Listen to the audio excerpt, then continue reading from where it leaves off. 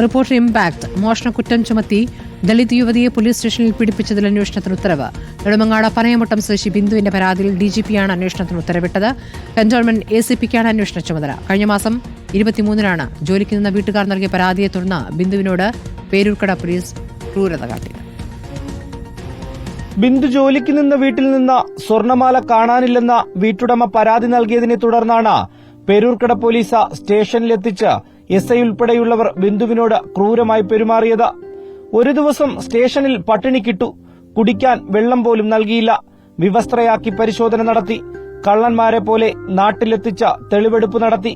താൻ മോഷണം നടത്തിയിട്ടില്ലെന്ന് കരഞ്ഞു പറഞ്ഞിട്ടും പോലീസ് വിശ്വസിച്ചില്ല. തെറി അഭിഷേകമായിരുന്നു മറുപടി.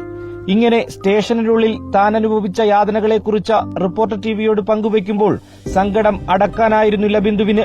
SI പറഞ്ഞു ഇവരെ മാല കണ്ടില്ലാന്ന് പറഞ്ഞു. ഞാൻ പറഞ്ഞു ഞാൻ എടുത്തിട്ടില്ല മാഡം, അങ്ങോട്ട് നീങ്ങിയിട്ടടി എന്ന് പറഞ്ഞു.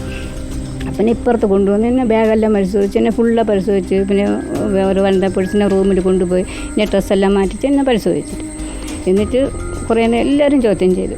പക്ഷെ എനിക്ക് താങ്ങുന്നതിനപ്പുറമായി ഇത്തിരി ചീത്ത പറഞ്ഞു. മാലടി എന്നൊക്കെ പറഞ്ഞു. ബിന്ദുവിന്റെ സങ്കടം റിപ്പോർട്ടർ TV വാർത്തയായി നൽകിയതോടെ സമൂഹം അത് ഏറ്റെടുത്തു. വലിയ പ്രതിഷേധമാണ് പലയിടങ്ങളിൽ നിന്നും ഉയർന്നു വന്നത്. ബിന്ദുവിന് നിയമസഹായ വാഗ്ദാനങ്ങൾ ഉൾപ്പെടെ നൽകി പ്രമുഖർ രംഗത്തെത്തി. ബിന്ദു നൽകിയ പരാതിയിൽ DGP അന്വേഷണത്തിന് ഉത്തരവിട്ടു. കന്റോൺമെന്റ് ACPക്കാണ് അന്വേഷണ ചുമതല. 15 ദിവസത്തിനകം അന്വേഷിച്ച റിപ്പോർട്ട് നൽകണമെന്നാണ് DGPയുടെ ഉത്തരവിൽ പറയുന്നത്. അന്വേഷണ റിപ്പോർട്ട് ലഭിച്ചാൽ പോലീസ് ഉദ്യോഗസ്ഥർക്കെതിരെ നടപടിയുണ്ടാകും. ബിന്ദുവിന്റെ പരാതിയിൽ SC/ST കമ്മീഷനും നടപടിയിലേക്ക് നീങ്ങിയിട്ടുണ്ട്. Rinu Sreedhar, in reporter, Thiruvananthapuram.